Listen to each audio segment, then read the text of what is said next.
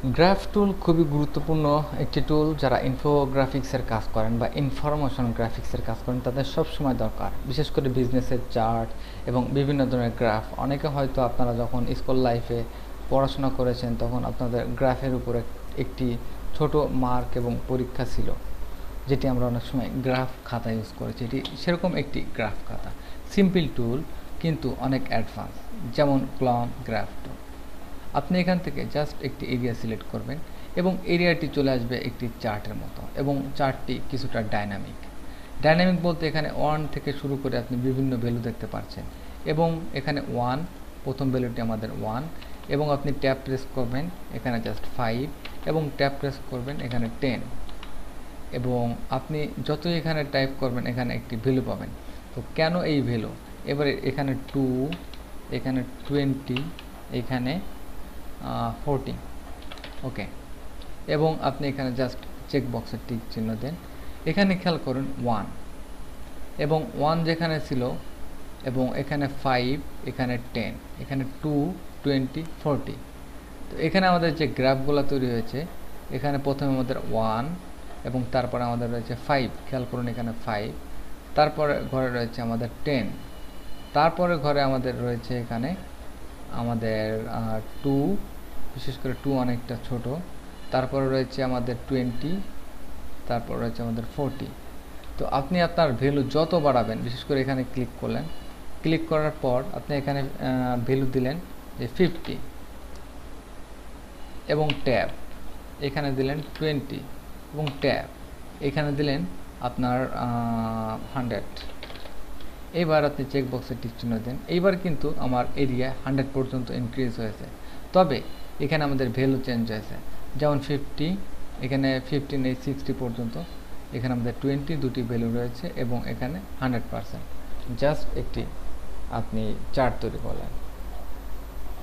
আপনি যে কোনো সময় এটি আপনার পছন্দ সহিত কালার চেঞ্জ করতে পারেন, তবে সেই ক্ষেত্রে স্পেসিফিক কোনো শেপে আপনি ক্লিক করে আপনি আপনার কালার পরিবর্তন করে নিতে পারেন। প্রথমে আপনি টার্গেট করবেন আপনি কোন ধরনের ভ্যালু বসাতে চাচ্ছেন, এবং কোন ভ্যালুর জন্য কোন কালার, কোন ধরনের আইডি আপনি ব্যবহার করবেন, এবং আপনি হয়তো এখানে দিতে পারেন যে আপনার ইয়ার কোন মাস, কোন বছর, এরকম দিতে পারেন। সিম্পল চার্ট ডিলিট করে দিই। এরপর আসুন স্টক কলম গ্রাফ চার্ট। স্টক কলমের ক্ষেত্রে আপনি যখন সিলেক্ট করবেন ঠিক একই রকম, আপনি এখানে যখন সিলেক্ট করবেন তখন আপনি এখান থেকে ট্রান্সপাইসিভ কলম, এখানে আপনি সেল স্টাইল, আপনি নাম্বার অফ ডিজিট এবং কলম হোয়াইট, এবং এখান থেকে আপনি সিলেক্ট করতে পারেন 2/7। তো 2/7 ডিফল্ট অবস্থায় আপনি 1, এটি আপনার 1। 1-এর ফার্স্ট ভ্যালু আমরা দেখতে পাচ্ছি 1 বা 1 পর্যন্ত, 0 থেকে 1। তো এখানে যদি আপনি 1-এর পরিবর্তে জাস্ট 10, ট্যাপ প্রেস করে 20 এবং 50, এবং আমি এখানে সিলেক্ট করলাম নেক্সট লাইনে, এটি আমাদের কলম অনুপাতে। নেক্সট লাইনে আমি এখানে জাস্ট সিলেক্ট করব 5, 20 এবং 30। নেক্সট কলমে আমি এখানে সিলেক্ট করব 50, 30, 40। চেক বক্সের টিক চিহ্ন দেন। এবার আপনি দেখতে পাচ্ছেন যে কোন এরিয়ায় কোনটায় কোন ভ্যালু। আপনি এখানে রিনেম করে কোনো গ্রাফিক্স দিতে পারেন, যেমন আমি এখানে দিলাম জানুয়ারি, ফেব্রুয়ারি, মার্চ। এখানেতে জানুয়ারি, এবং জানুয়ারিতে আপনার প্রথম এখানে 3টা সেকশন আপনি ভাগ করেছেন, আপনি 3টা উইক দিতে পারেন, যে জানুয়ারির first week, second week, third week আপনার সেল, এরকম করে আপনি সাজাতে পারেন। তো প্রথমে আপনি সেল কলম দিয়ে আসলে এটিকে স্টাইলাইজ করবেন, তারপর আপনি আপনার সেল স্ট্যাটাস অথবা যে কোনো ধরনের এডিটিং আপনি এখানে করতে পারেন। ওকে, নেক্সটে আমাদের এখানে আর রয়েছে এখানে বার গ্রাফ টুল। ঠিক একই নিয়মে আপনি ভ্যালু বসাতে পারেন, 20, 10, 50, এবার একটু বাড়িয়ে নিই 30, 10, 25, 30, 50, 20, 10, 25, 30 চেক। এবার দেখুন এটি কিন্তু ভার্টিক্যালি অ্যালাইন হয়েছে, আর কোনো পরিবর্তন কিন্তু এখানে আমরা দেখতে পারছি না। এখানে জাস্ট আপনি ইয়ার দিতে পারেন, মান দিতে পারেন, নাম দিতে পারেন, এটি কোনো ব্যাপার না। যেমন অনেক সময় আমরা বেঞ্চ মার্কিং দেখে থাকি, বিভিন্ন পিসি স্পিড, বিভিন্ন পিসি বেঞ্চ মার্ক অথবা গ্রাফিক্স কার্ডের বেঞ্চ মার্ক, যে মনে করুন এখানে 4টি গ্রাফিক্স কার্ড কম্পেয়ার করেছি, একটা অ্যাসুস গিগাবাইট এমএসআই অথবা আরেকটা পিএনওয়াই সামথিং। তো এখানে 4টি গ্রাফিক্স কার্ডের পারফরমেন্স কার থেকে কত বেশি, কে কত পাইলো, জাস্ট এটিকে জাস্ট এইভাবে আপনি গ্রাফ করতে পারেন, এবং এই গ্রাফটি কিন্তু একটি নির্দিষ্ট পরিমাণে করতে পারে। আসুন একটি ছোট প্রজেক্টের কাজ করি, ক্লোজ করি, ইয়েস। এবার মনে করুন আমরা একটি গ্রাফিক্স কার্ডের বেঞ্চমার্ক করব, এই জন্য একটি গ্রাফ তৈরি করব। জাস্ট প্রথম আমরা এখানে সিলেক্ট করি পয়েন্টের ব্যাপার, কত পয়েন্ট, স্পিডের ব্যাপার। তো মনে করুন যে একটি কার্ড কত এফপিএস, প্রথম কার্ডটি আমাদের 25 এফপিএস পেল। মনে করুন এটি আমাদের অ্যাসোসের কার্ড। গিগাবাইটের কার্ড আমাদের এখানে 50 এফপিএস, এবং পিএনওর কার্ড 75, এবং এখানে আমাদের আরেকটি কার্ড পিএনওয়াই এবং এক্সএফএক্স এর কার্ড আমাদের এখানে 60 এফপিএস। ওকে, জাস্ট এটি চেকবক্সে টিক চিহ্ন দিলাম। এখন আপনি জাস্ট এখানে আপনার অবজেক্ট সিলেক্ট করলেন। অবজেক্ট টোটাল 80 পর্যন্ত, 75 পর্যন্ত আপনার হাই র্যাঙ্ক। তো আপনি প্রথমটি এই যেটি রয়েছে এটি যদি আপনি অ্যাসোস টি একটি টেক্সট নেবেন এবং আনডু, ক্লোজ করবেন টেক্সট। এখানে জাস্ট টেক্সটে আপনি আসুস টাইপ করলেন এবং হোয়াইট কালার দিয়ে সাইজটি একটু বড় করবেন।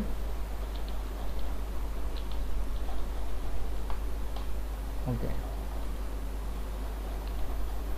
এরপর আপনি এটিকে জাস্ট কপি করবেন। কপি করার পর এটা গিগাবাইট অর সামথিং, আমার আসলে বানানটি মনে নেই। এরপর এটিকে কপি করে আপনি এখানে জাস্ট পিএনওয়াই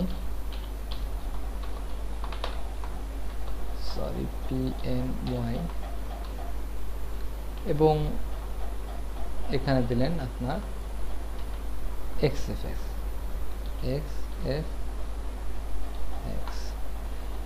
এখানে জাস্ট আমরা কম্পেয়ার করেছি মোট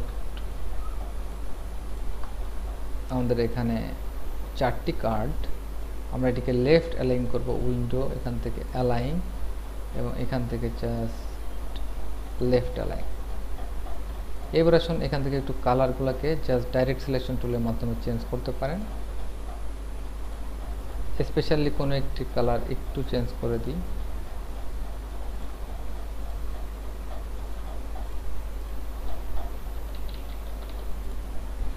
এখানে 3টি কার্ড, কার কেমন এফপিএস। তো আমরা আমাদের এফপিএস আগে হয়তো 25, এখানে আমরা 25, এখানে দেখতে পাচ্ছি গ্রাফের মানে 25। আপনার যদি বুঝতে সমস্যা হয় কন্ট্রোল আর ফর রুলার, আপনি এখান থেকে টেনে দেখতে পারেন এটি 25, এটি এখানে পরিমাপ করে দেখতে পারেন 50, এবং পরেরটি আপনার 60, এবং এটি আমাদের 75। তো এখানে জাস্ট আমাদের পরিমাপ, এবং এখানে জাস্ট আপনি টাইপ করলেন এফপিএস, ফ্রেম পার সেকেন্ড বা গ্রাফিক্স কার্ডের এফপিএস, আপনার গেমিং 3D স্পিড বেঞ্চমার্ক। ওকে, এফপিএস। এবার আপনি এখানে আরেকটি জিনিস উল্লেখ করে দিতে পারেন, যেমন অ্যাসিস, গিগাবাইট, পিএনওয়াই, এক্সএফএক্স, এই 4টি কার্ড আপনি কম্পেয়ার করেছেন এবং ফ্রেম পার সেকেন্ড আপনি হিসাব করলেন, কিন্তু আপনি এখানে মডেল নাম্বার দিতে পারেন যে অ্যাসোসের কোন কার্ড, এখান থেকে আপনি জাস্ট মডেল নাম্বারটি দিলেন। ধরেন এখানে দিলেন GTX 250, এবং অল্টার চেপে আমরা জাস্ট চারটি কপি করি এবং GTX 460, GTX 580 এবং এটি GTX 480। এখন হয়তো আপনি বুঝতে পারবেন যে GTX 450 অ্যাসোসে এত FPS, সুতরাং আপনি এখানে FPS শব্দটি লাগিয়ে দিতে পারেন এবং এখানে ভ্যালু দেখে বুঝতে পারবে যে কে কতটা স্পিড বেঞ্চমার্কিংয়ে পেয়েছে। এ ধরনের একটি গ্রাফ আপনি বুঝে দিতে পারেন। বিজনেসের ব্যাপারও সেরকম, first week, second week, third week এবং অথবা সানডে মনডে এভাবে দিয়ে আপনি কত দিনে কত আর্ন হয়েছে এটি দিয়ে এভাবে একটি চার্ট তৈরি করবেন। তো ধন্যবাদ। নেক্সট আমরা আরও ভালো ভালো কিছু প্রজেক্ট নিয়ে কাজ করব।